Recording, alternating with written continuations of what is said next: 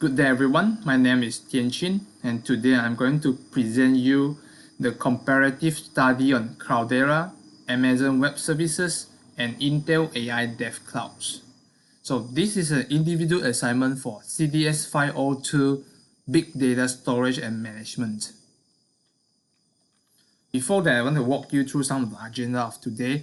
First, I'm going to introduce you to these three of the services, which is the Cloudera, AWS, and also the Ignite AI DevCloud. Then I'm going to show you some of the highlight of each distribution and its components, and then followed by a demo.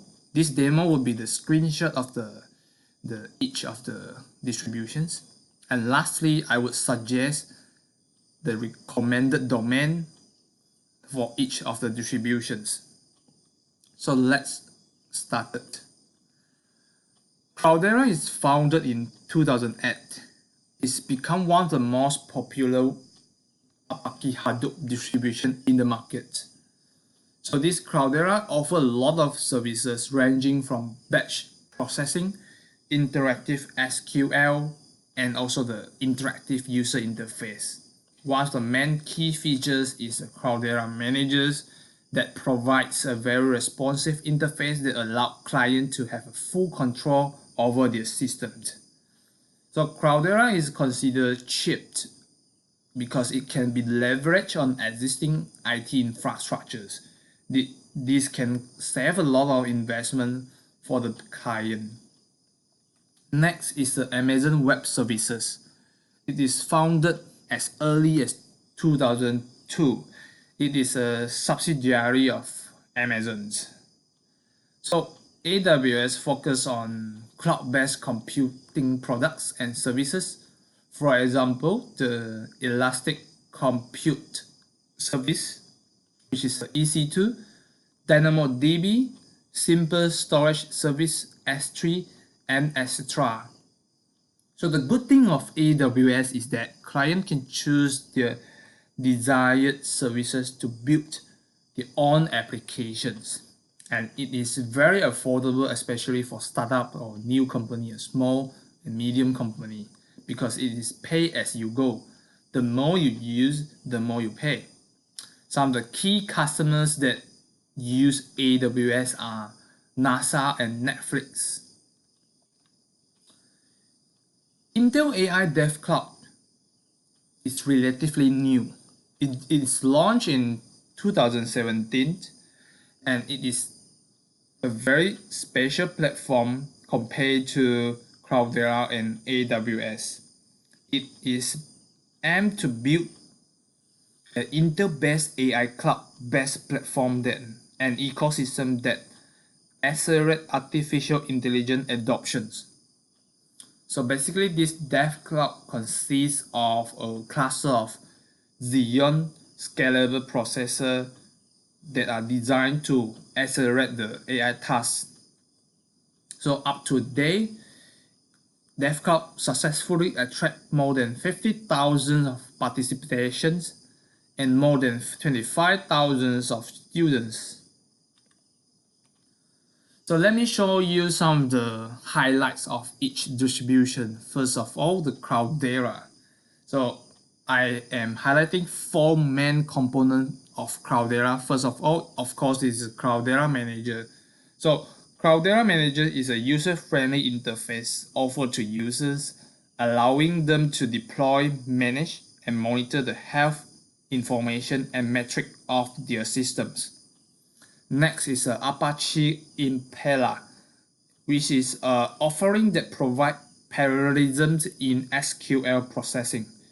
It is optimized for conventional data scientists to perform queries with aggregations, joins, and subqueries. Next is the Apache Hadoop distribution for Cloudera, which is also known as the CDH. It has all the Hadoop distributions, which include HDSF, the MapReduce, HBase, Yarn, Filmed, Hue, and etc. Lastly is a Cloudera Search. So Cloudera Search is a search engine that enables instant access to all the databases. Next, Amazon Web Services can be segmented into 5 main categories. First of all is the Amazon Computer Services, represented by Elastic Compute Cloud, EC2. So EC2 is a web services that allow users to perform different configuration and processes on a virtual network. Next is the Amazon Network Services, represented by Amazon Virtual Private Cloud, VPC. VPC allows users to utilize the cloud resources in a virtual network. Stuff that can be done includes selectable IP addresses, create their own subnet and network gateways. Next, Amazon Storage Services, represented by Simple Storage Service S3. So S3 is a scalable, low latency and low cost cloud service targeted for data storage applications. Number 4 is the called Amazon Database Services, represented by DynamoDB. DynamoDB is a NoSQL database that allow users to store and retrieve application data. All the traffic and data transaction is managed by AWS, and DynamoDB is designed to be scalable and grow with the increase in data volume. Lastly is the Amazon Analytics Services, represented by Amazon Kinesis. Kinesis is a platform for all the processing and analysis of data. It is fully integrated with other AWS offerings, which allow users to perform desired data processing easily. Kinesis also supports the real-time data analytics on cloud platforms. Lastly, let's take a look at Intel AI DevCloud. So, Intel AI DevCloud can be divided into compute node, login node, and also the storage and memory. So, client can access DevCloud via a Jupyter notebook or connect through a terminal.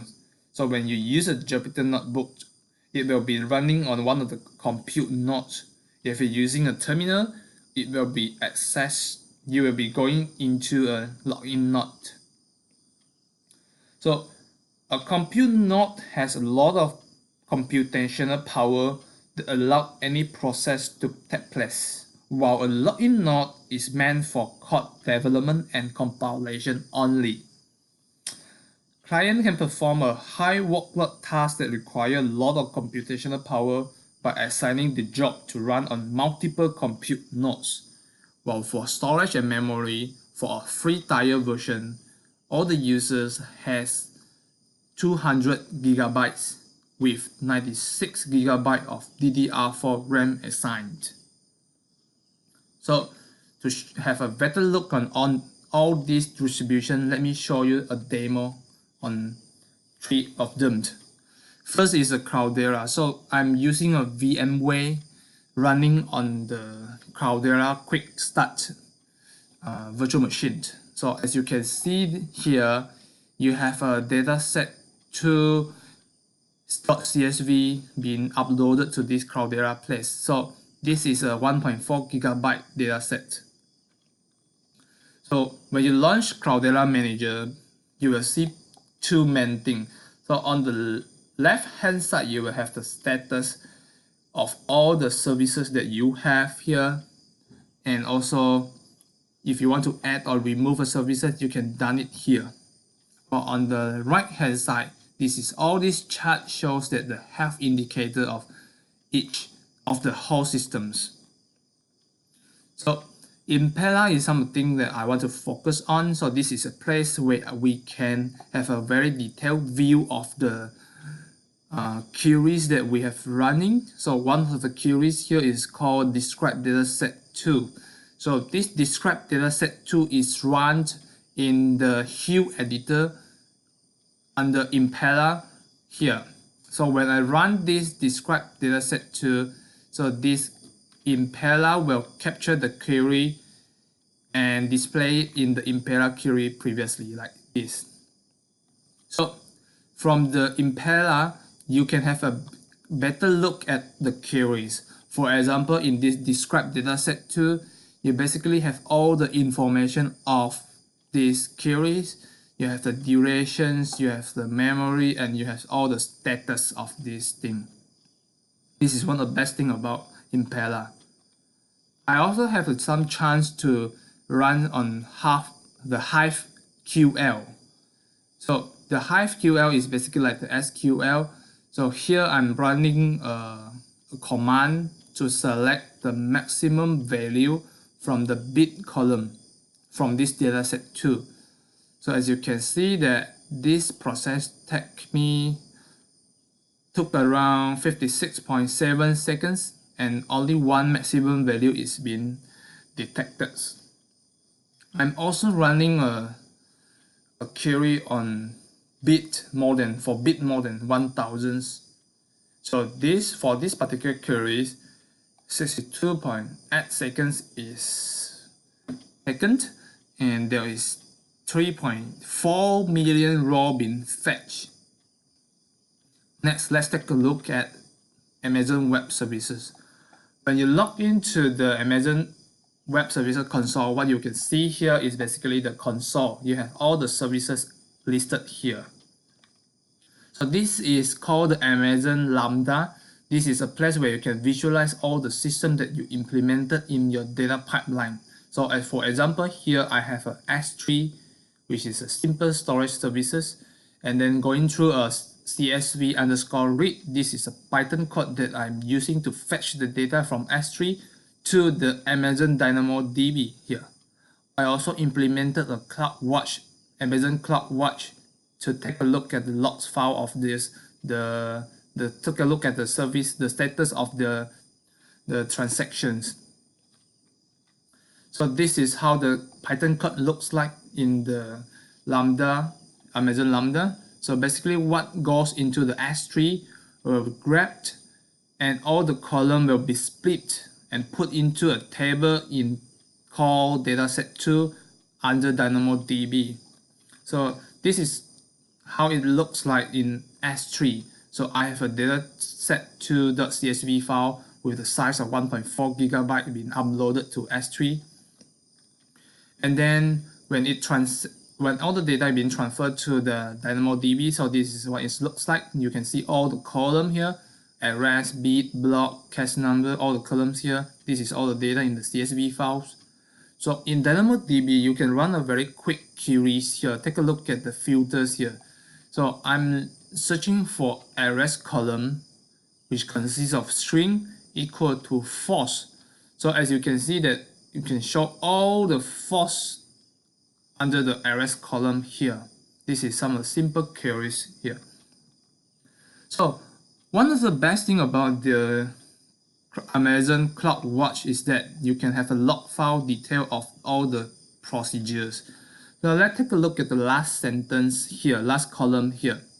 So it said that the task is timed out after 3 seconds. So this is what happened when I do some demonstration in the Amazon Web Services. So AWS actually is implemented some kind of timeout limitation to prevent user to log in to put a super big data into the DynamoDB. So this is what it means. So more than 3 seconds, it will terminate all the processes. So the data that you see here is basically a smaller chunk of the dataset2.csv being uploaded to this place. For Intel AI DevCloud, I'm using a Jupyter Notebook session. Same, I read the CSV file from dataset2, which took me around 23.4 seconds, and then I find the maximum value of bit file, which took me around 489 milliseconds. So since this Intel AI DevCloud is meant for AI, so I'm importing a lab 6 exercise from subject CDS 503 machine learning. This is using a iris dataset. First of all, I'm convert the Python notebook into a Python, and then I submit the .py to Q. So this is what I get. So for the iris flowers prediction, I have 29 out of 31 correct predictions with an accuracy of 93.5%. So this is a quick demonstration of Intel AI DevCloud.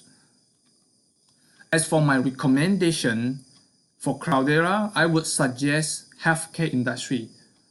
So basically in healthcare, there is a lot of patient data. So all this patient data coming from this private and general hospital are in a SQL form. And all these players have their own database. Cloudera would be an easy solution to be absorbed to the existing IT facilities, and this would reduce the investment cost. Next is because of the SQL data, so the migration to Cloudera platform would be less expensive and easier. While for Amazon Web Services, I would suggest insurance services because insurance services require a very good user interactions and also a very robust backend that can host the whole application and store client data. So basically, it will have the websites, and you will need some cloud computation, data storage, and also some data analytics. Amazon S3 and EC2 are excellent for web application hosting. While Amazon DynamoDB is a data storage solution, while for data analytics and machine learning, Amazon SageMaker is a good choice. Lastly, well, for Intel AI DevCloud, I would suggest transportations. Most of carrier companies want to improve their efficiency through a smart routing. Government also want to design the best traffic system that can accommodate surge in traffic volume in futures. So DevCloud provide a lot of powerful machine learning frameworks. These include the TensorFlow and Keras and etc. So this framework can simulate the flow of future traffic, and it could potentially influence the government decision on the new road constructions. Okay, so this is all I have. Thank you for your attention.